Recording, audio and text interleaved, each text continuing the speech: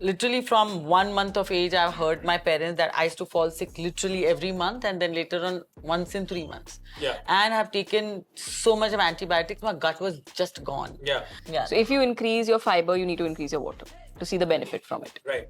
I said, I please tell you, just follow the diet. Messages daily, we don't mind. But I'm telling you, going to lose weight. You Yeah. won't believe that every week, she's dropping 800, 900 grams every week.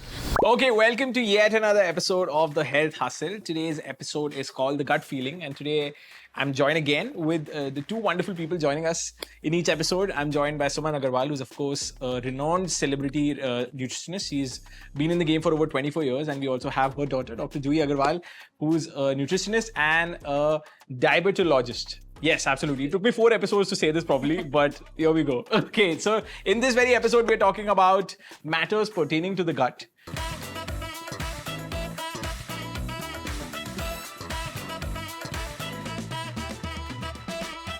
First off, right off the bat, my question for you all is, what are the most gut-friendly foods that people should know more about?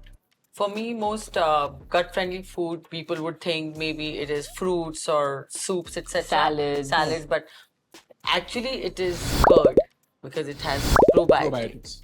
Banana, which is easy to digest, also does not give any bloating and has a lot of fiber. And yeah.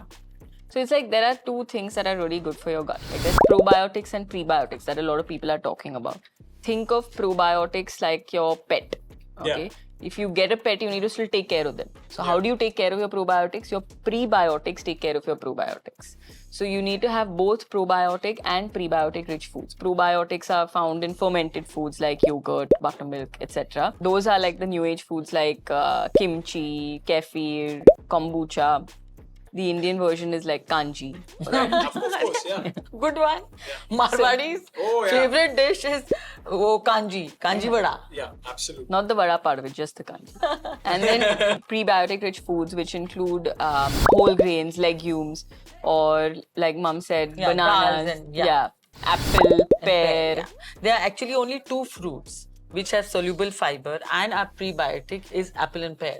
Yeah, apple and Nuts and seeds. Nuts and seeds. So these are all your superfoods when it comes to your gut health. Yeah.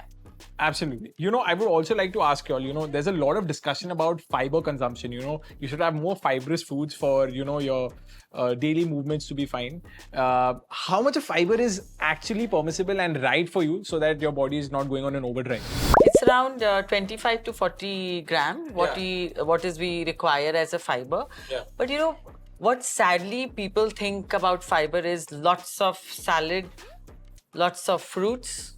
Yeah. Oh, we had a huge plate full of salad and I had my protein with it. Yeah. Okay. But do you know the bulk of your stool is made from the grains, which is like rice and roti and pasta and whatever the chapatis. All your millets, your quinoa, everything. All your Carbohydrates, which is your grains and your pulses. The bulk of the stool is made from that. Yeah. So no matter how much salad or fruits you have, you still might be constipated because you've not had your grains. So there you go. So it's very, very important to sort of have your grains at 4 meals, breakfast, lunch, snack, dinner.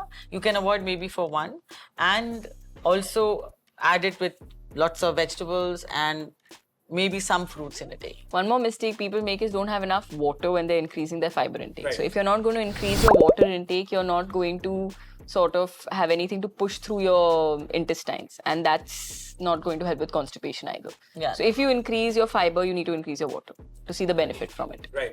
Okay, so my next question for you all is, a lot of people equate their genetics to their, their gut health. Is that something that you can tweak or sort of take control of with your own eating habits, or is it largely genetic in the way it functions? I would like to answer that. Your gut is ruined because of many factors. Of course, genes have a role to play. I'm not saying that what you are born with, the kind of intestines and you have, but taking a lot of antibiotics and having lots of diet sodas or aerated drinks, sweeteners, can really ruin Alcohol, the gut. smoking. Alcohol is to really ruins the gut, and smoking. So these are your gut like bad news for your disruptors, literally. Destroyers, So I'll give you my example. I was a literally from 1 month of age, I've heard my parents that I used to fall sick literally every month, and then later on once in 3 months. Yeah. And I've taken so much of antibiotics, my gut was just gone. Yeah. Okay, and the true sense why I have become a nutritionist is because of my bad gut. Right. I was so tired and sick of falling sick that I wanted to understand that what is the diet I have to stop falling sick. Literally, that was my quest, Yeah. my conquest or quest, whatever you say. And I used to follow everything which comes online. Online, it wasn't possible that time. This is The 25 newspaper- years ago. 20. Oh, 25 years. 25, yeah, Yeah. literally 25 years ago, 20, 30 years ago. Yeah. I used to wonder, I used to pray to God, please tell me a diet which I can follow so that I stop falling sick. Because I was a very active person, I hated to be on bed. So, and then I started following a diet where you have fruits till 12 o'clock, and of course, your gut is better, you feel energetic, and I was super happy, and I lost weight and everything, but my gut was further ruined. Oh, Yeah, literally, because I was also a vegan that time. right. Oh, which is why you made your message to, like, made it Yeah. your purpose to not have other Yes, people become exactly. vegan. Okay. And on top of that, I thought I'm doing the best thing for my body, but I was still falling sick. And the people around me told me, oh, you are nice, you're like, of course, you're slim and you're trim, but there is no glow on your face. Okay. And you're looking pale, the doctors told me. I said, oh God, I have done the best thing for myself. I've read this book through and I made my diet so well and I'm still falling sick. So, and I'm not getting positive comments. So then I said, enough is enough. After my 3 daughters were born, I decided to do a course in nutrition just to solve my own health issues. Wow. And what actually happens to food when it goes into your body. This was my quest. And so that's how I started studying nutrition. And it was hard time. It wasn't easy with 3 young kids and to study nutrition and to attend a hospital for an internship. But then I understood the science of nutrition. That was like a turning page in my life. It was like literally a revelation to me, and by understanding what should be your nutrition, I balanced my nutrition. And from that time, which was like once in 3 months, I'm having cold, cough, flu, fever, etc. Now it is literally once in 3 years. What are you saying? Yeah. Wow. And that is what I tell every client who comes to me. On top of that, in my, as you mentioned, genetic predisposition of bad gut.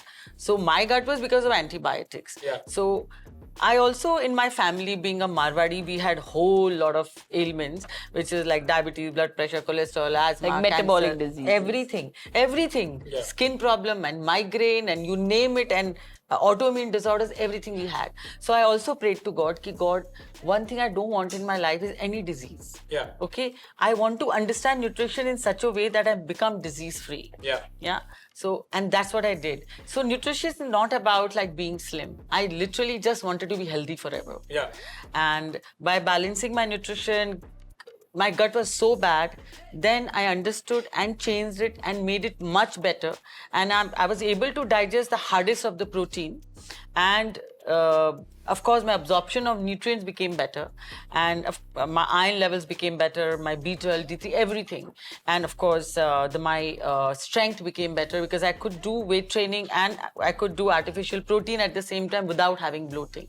So all this we did. So I'm not saying that genes are not important. Of course, genes are there. We can always conquer them and reprogram your gut to become the much better and healthier and the best self of yourself. Absolutely. Version of yourself. Yes. So taking from this, how your lifestyle can also ruin your gut, but it can also improve your gut. I think that's the takeaway from what mom's telling us today. So, that's what I was trying to tell you, Juhi. The kind of benefit I got for myself, and that became my mission in life, that I want to be disease-free and I want to live maybe till age of 90, 100 without a stick. I want to be like having no support and live disease-free till then. And this is what I want to teach every client of mine. But trust me, everyone comes with narrow vision. We want to lose weight. That's all they have. I said, I know you want to lose weight, but I want to make sure that whatever ailments you're suffering from, we can reverse it And keep and whatever you may get because of your genetic history, by doing certain blood tests, we can make you aware and treat it preemptively. Yeah. And That is prevent it. Prevent it. Yeah, prevent it. This is what we really want to do.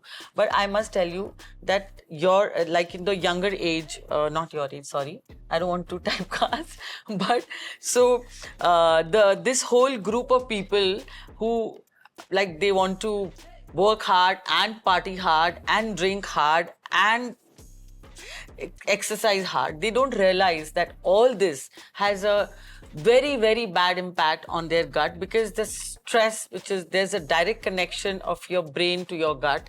The stress levels are so high and they have such high levels of acidity. And we have so many young people coming with bad gut because of this. And we really tell them that most important is lifestyle more than the diet. Gut disruptors, which we really don't know about, and many of our clients who come, I'm doing everything possible, but I'm bloated all the time, I'm burping all the time. I've lost so much weight. Yeah, and I'm having breathing issues, okay? And I said, I think you need to check whether you have H. pylori. It is a bacteria which does not go from your gut. And some 25 years ago, we didn't have a cure for it except diet. But nowadays, we have literally 1 month of a course which one can Of do. antibiotics. One can do to get rid of this. Followed by then you have to again populate your gut with all the good gut bacteria, specific nutrition pattern. But diagnosing is most important. Most important, and many doctors do it, and through endoscopy or breath test, and many methods are there. But if you are suffering from such issues, please check whether you have H. pylori in your gut, and that has to be treated, because untreated H. pylori can also cause candida and leaky gut. And lead to ulcers. It's really so everyone who has these issues which I've mentioned. We had someone from one client, I want to mention this one client from in a small interiors of India. He heard Mom's podcast and he joined us because he's like, I've reached the end of everything because I'm so tired. I can't fix my gut at all. I've lost like 15 kgs, etc. He came to us. We planned it out. We had a systematic plan where we said, okay, we're going to try following a diet, see how well you do for 2 weeks. If you don't do very well, we're going to send you off to a gastro, because that means that you could potentially have H. pylori. He got diagnosed with H. pylori, treated with the medication, followed the nutrition protocol we planned for him. He's gained about 8 kgs already. Wow. Very happy. Started strength training because he had lost so much weight. He had severe back pain, and he had lost weight because of the H. pylori that had ruined his gut. So it's like a cascade effect, which we sort of extremely prevalent in interiors of India, unhygienic food making conditions, or people who are not washing their hands before cooking their meals or serving their meals, which is quite, it's very, very common. So anyone who's in highly populated places and where the water is contaminated, all those people are at the risk. And if you are having severe gut issues, the only way you can diagnose and treat. Speak to your doctor. Just have a discussion about H. pylori with your doctor. Okay, so I'd like to ask the both of you all about this. A lot of people are prioritizing their protein intake. Protein intake is given a lot of importance nowadays. It's about how many grams of protein you're having in your overall calories that you're intaking every day. Is too much of protein bad for your gut health? So the opposite first is what we like to address. I feel like in India, for a lot of people who are vegetarian, they actually have a much lower intake of protein. And that lower intake of protein leads to formation of not as good quality digestive enzymes. And those lower quality digestive enzymes can lead to a bad gut. Bad digestibility. Low digestibility, not being able to absorb the nutrients from the food, leading to problems like acidity, constipation, IBS, flatulence, etc. Yeah. And so for these type of people, we need to increase their protein intake. Okay, but we need to do it slowly, because suddenly increasing it, yes, it can have a negative effect on your gut, where you're not having enough water or fiber along with it. But you need to be able to make sure you're hitting that sweet spot with protein. It shouldn't. So this is one set of people. Now there's a second set of people who come to us suddenly, who have increased their protein intake by, let's say, like 50, 60, 70 grams. when you increase it suddenly so much, that's also when your body or your gut is not going to be able to take all of that load altogether, because it again needs to be able to break it down. Third is people have this high amount of protein all together at one time in the day. You need to be able to split it throughout the day so that your body can take in that protein slow and steady. Also, like as Dr. Juhi said that, as you asked about the high protein diet, there is like 60 to 70% people who are especially non-vegetarian coming with thinking carbs are little, the bad guys in the term of It's nutrition. food for your brain, actually. Yeah. They just don't want to touch carbs. They think, my God, like I had this young girl coming who is about to get married in say December, and so her mother sent to me because and she said because I don't know what she's doing. She's not losing weight. She's having protein as supposed to be good for you, and she's having lots of vegetables. She doesn't have good skin, and she's about to get married, and she's gaining weight. So when I introduced carbs for her, for breakfast and for lunch and for snacks and for dinner, and I told her, please have, she said, Suman auntie, I'm really going to gain weight. Please don't give me so much carbs. I said, I please tell you, just follow the diet. Messages daily, we don't mind. But I'm telling you, going to lose weight. You won't believe that every week, she's dropping 800, 900 grams every week.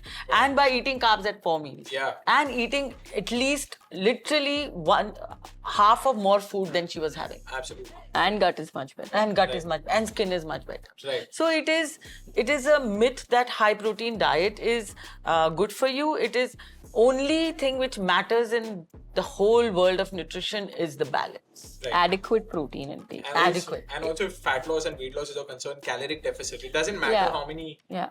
Yeah, here I also would like to add, protein is something which is lesser amount or more amount. Both can actually hamper your health. Right, absolutely. There is a specific calculation which we arrive, and I have made the whole software for that. Yeah. And where we arrive at a right protein consumption for any individual, which does not depend just on their being male or female. Age is a factor, body frame is a factor, and your whether you're pregnant, lactating, or child, everything. At which stage of life are every you? stage, where how much weight training you're doing, what kind of activity you do, whether What your goals professional are. you are. So everything. So it's a very, very fine calculation which we make for every individual. It is never the same for everyone. I can't say, okay, Juhi, you need 60 grams of protein. I can't say that. Because it's all individual based. Depends on how much weight training she does. And how many factors are there in terms of environmental factors, which is how much exposed you are to infections. So if we increase protein depending how much exposed you are to infections or the environmental diseases. Absolutely. Everything matters. Absolutely. Like for cancer patients, for that matter, everyone would say just give them keto diet. Yeah. Because carbs are actually going to be troublesome for them. Yeah. Right? Because carbs are sugar, and sugar is going to convert into, sugars cancer are cells. literally the problematic food for cancer patient. But as you know that keto diet is bad for cancer people. It has come into the news recently that very high protein diet or zero carb diet can actually progress them towards colon cancer. Oh dear. Yeah. Okay. Yeah. In fact, ruin their chances. So everything matters. Right. Absolutely. I completely agree with you. I think a holistic overview over everything is something that we need to take into consideration. You just mentioned diets for one of your clients.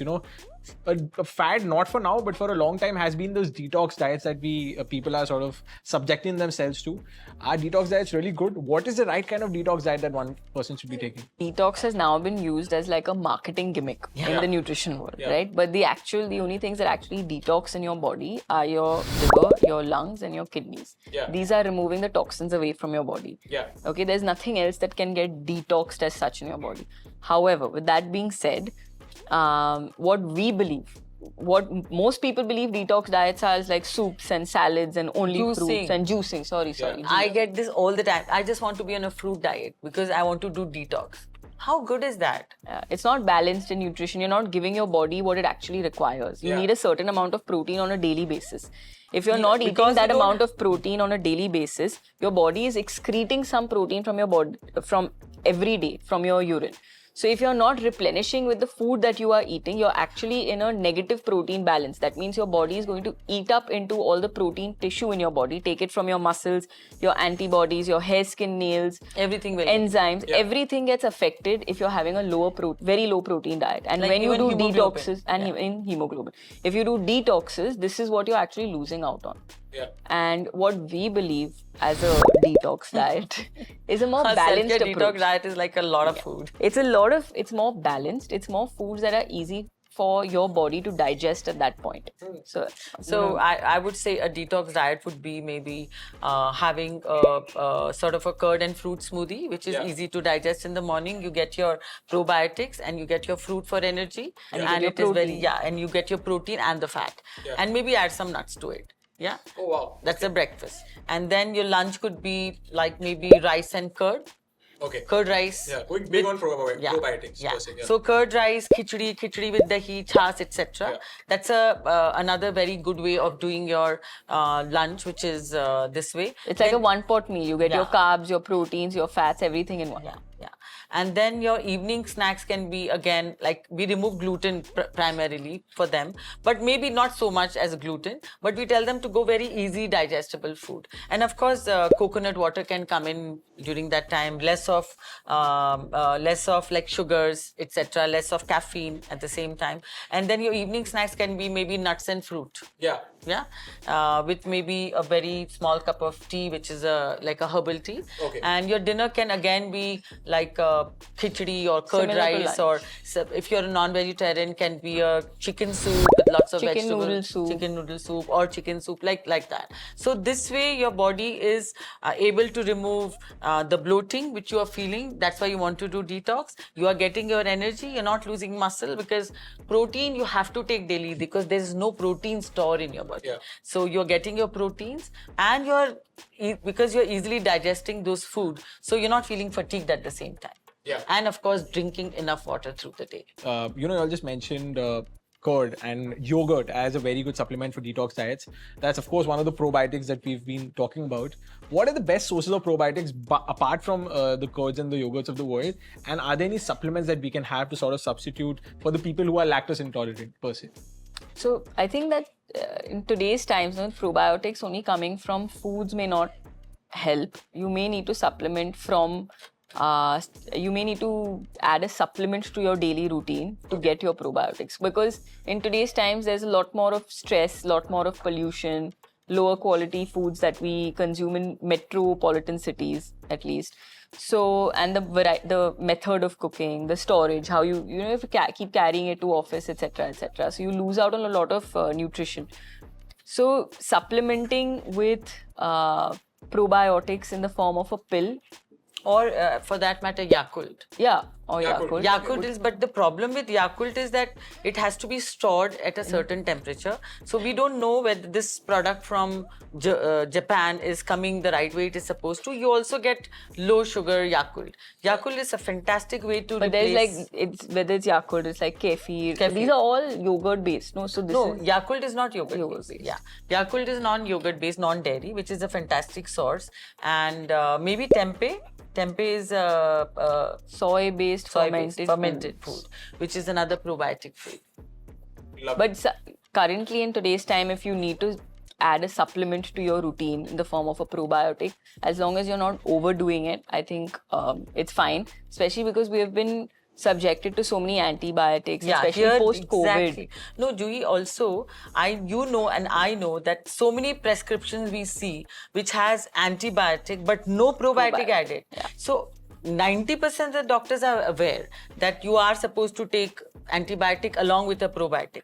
But there are 5 to 10% doctors, and especially in smaller cities, who are not prescribing probiotic along with antibiotic, which is a huge problem.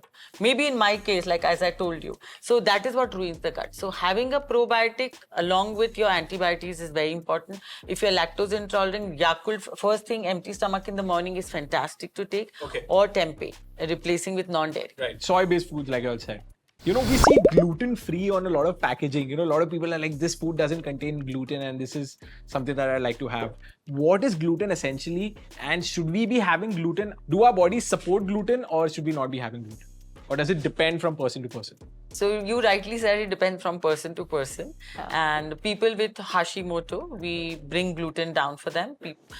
Girls coming with high levels of prolactin, we reduce gluten from them for them. And if they have celiac disease or gluten enteropathy, we reduce gluten.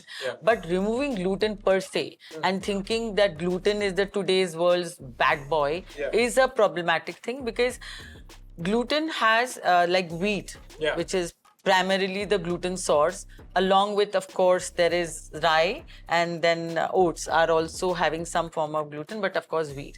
So primarily wheat is the king of grains because of the kind of nutrition it has and the B complexes it has.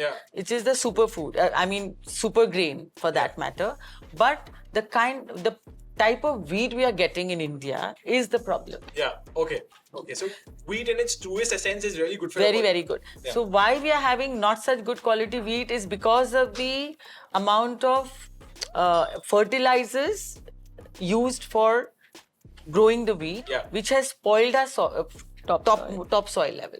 Because I had a word with the agricultural scientist who told me, Suman, that we with the government have worked on it. It will take a very long time for us to change these tops of soil to get the right nutrient back into gluten, like zinc and other essential nutrients. So I understand the wheat quality is not good, but removing wheat entirely from your diet, you may become totally gluten intolerant. Then if you have gluten, you'll have severe amount of bloating. So having lesser gluten for people who are little allergic or have bloating is good, but we never reduce gluten from anyone's diet, and we tell them, if you are having, continue, because this is what you had from childhood. You don't have to go gluten-free just to be healthy. And not only everyone, but I think all diabetics who come to us, tell me one diabetic who doesn't tell you that, oh my God, I'm off gluten and my sugars are going to be better. That's not the case. Because then they switch to a jowar roti and the sugars actually go higher, because the jowar rotis are rolled thicker. So they don't recognize that, which we bring to their notice, and then so gluten is really not the bad boy, but for some it may be, not for it. It might be. You all just mentioned rotis, because of wheat, that is essentially a part of the Indian diet. I would like to know from you all what ingredients of the Indian diet, or what things that we have on a daily basis in our Indian diet could be gut disruptors, including dairy. Excessive tea coffee. Yes. Excessive tea. नहीं, excessive tea coffee नहीं, Indian style masala chai and khoob masala dal ke, that really, so this is literally, I remove from anyone who comes to me with acidity and bloating. That's the first thing I ask them, aap kitna chai pee rahe ho? So that is what we remove. And too much garam masala can actually cause a lot of gut issues. And very high temperature tea, coffee or any liquid consumption causes gut issues, and acidity. And what else?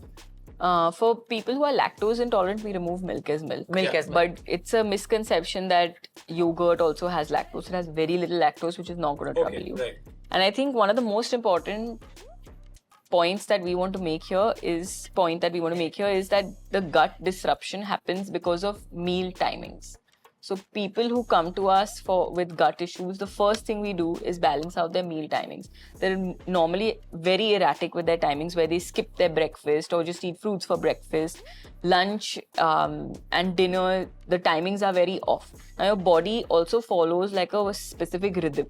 And it's being it's like a body clock. So it's telling your gut when it needs to form those digestive enzymes to help you digest the food you're going to eat. Secondly, research has also shown that eating at a regular timing intervals every single day is also going to diversify your gut bacteria, which takes care of your long-term gut health.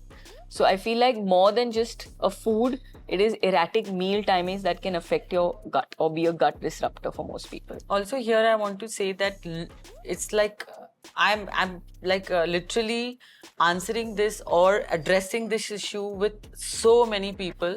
Anyone who comes to me with severe gut issues, first question I ask, are you taking fruits empty stomach? Trust me, 90% of them are. I just did that today morning. And then had coffee. So what happens with fruits empty stomach, not only just one day is fine, like how you must have had. One day. Yeah. But someone who does it regularly for a year, 1 month, 1 year, 2 years, 3 years, what essentially happens to your gut? Your gut is disrupted. Because of the fructose? So yeah, it makes you prone to becoming a diabetic because because it's high Any- levels of any- sugar. There's no stoppage of sugar from spiking. So it's not like we don't say don't have fruits. We say have fruits, but not Empty stomach. Empty stomach. That- stomach, okay. Yeah. So that's the first thing. Second problem, what happens is, as you know, that fruits are very easily digestible food. Yeah. So it literally just takes half an hour for food to pass through your stomach. Yeah. And very, very fast through your gut. Within like 2 hours, it's like the whole gut passage is cleared. Now, if any food goes through your system so fast with fiber, what will it do? It'll take away the good bacteria with it. Yeah. Yeah. So your gut, of course, detoxes, but also removes all toxins, goes along with good bacteria. Right. So then your absorbability becomes poor. Okay. The proteins we are able to absorb better earlier have got compromised. Right. Your nutrient absorbing capacity reduces, like your iron absorption, your B12 absorption, your everything reduces slowly, even calcium. So this is what happens, and with that they feel fresher because of having fruits. They feel okay, their gut is cleansed, but it is super cleansed.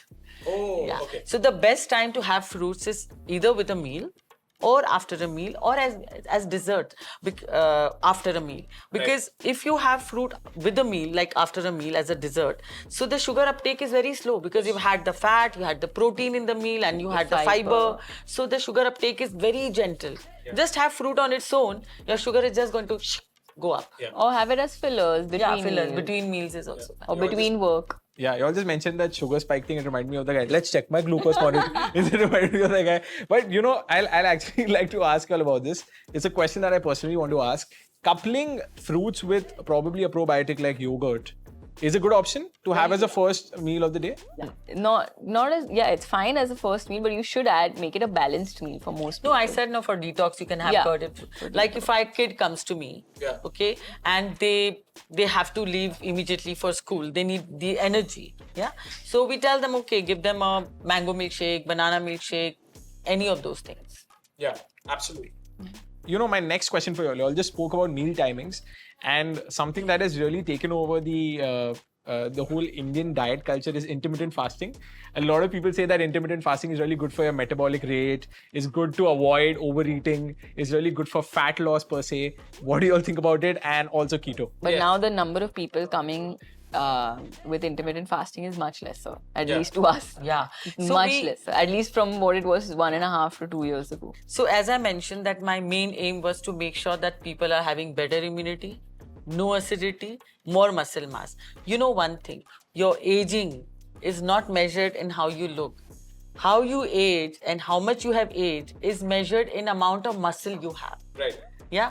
If that decreases, that means you have aged faster. Right. Now, what happens with intermittent fasting is that your aging process is faster, higher, because you're losing muscle, because you're literally not eating for 16 hours. and you may Especially be for working. people above 35 Yeah. to 40 years, because So- they're anyways losing out on muscle mass. So maybe a young person can do intermittent fasting for 3 months and get away with it, rebuild that muscle which they have lost, but not older population. Right. Secondly, your immunity is challenged Yeah. because you've woken up in the morning, you've gone maybe 6 hours without any meal. So you will be challenged by your immunity will be challenged. And the third thing is acidity. Yeah. You have gotten up, there is hydrochloric acid like in your stomach, and you're not giving food You're to not eating for Yeah. about 4 to 5 hours Yeah, because you're so- doing that 8 so hours. acidity goes So high. 12 hours of an intermittent fast is good enough. It doesn't have to be 16, 14 hours. Even 12 hours has shown to have its beneficial effects. So Right. we Self-Care believes in 12 hours of intermittent fasting, Right. which is start your morning at 9 o'clock with a nice breakfast, And lunch end it at at 1, 9 p.m. 5 and 9 p.m.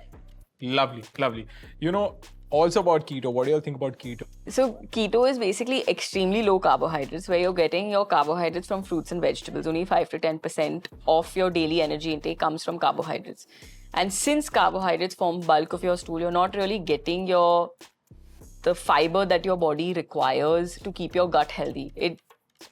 Of course, it really trashes your microbiome or microbiome diversity, which is very important for good gut health in the future. And secondly, like Mom was earlier mentioning, there have been recent studies that have shown that there is a correlation between people going on a ketogenic diet and those who have developed colorectal cancer.